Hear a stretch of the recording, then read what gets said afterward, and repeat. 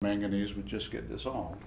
But here, Kenneth Nielsen can be described in many ways, including experts in microbiology and biochemistry.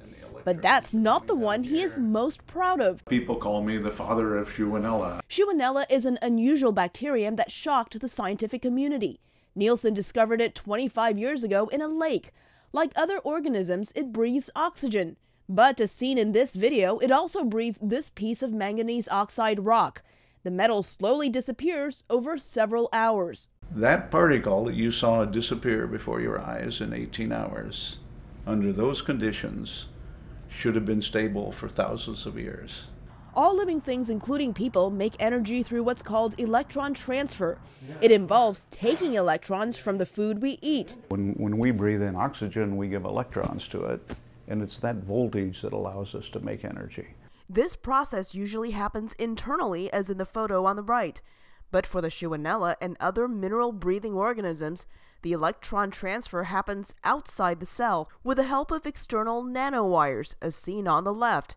That seemed impossible to the scientific community. This was one of the most exciting times in my career, when you realize that you have something that probably no one else has and that almost no one's going to believe. Since then, microbiologists have found other organisms that breathe metal.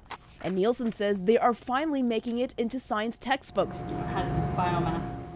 Building on Nielsen's work, one researcher in his lab just made another discovery: bacteria that eat rock in ocean sediments as an energy source and transfer electrons from outside the cell membrane into the cell. So you don't actually have to internalize it to get energy from it. It's going to be as wacky as the 15 years ago, 25 years ago.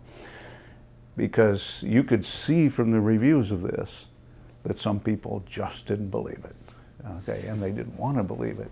These findings have implications that extend to outer space and how life might exist on a planet like Mars. Nielsen says one of his former students is now building this instrument that will attach to the arm of a rover and give scientists a special set of eyes on the 2020 Mars mission. If you picked up a nice fluorescent signal from a Mars rock or a sediment or a core, if we could drill into it, and all of a sudden you saw certain colors of fluorescence, you would say, well, stop the train. Let's get a sample of this and look at it in more detail. Meanwhile, scientists are drilling into the lower parts of the Earth's crust, several kilometers down, to see if there are forms of life there, living in ways much different than what we know as life on the surface.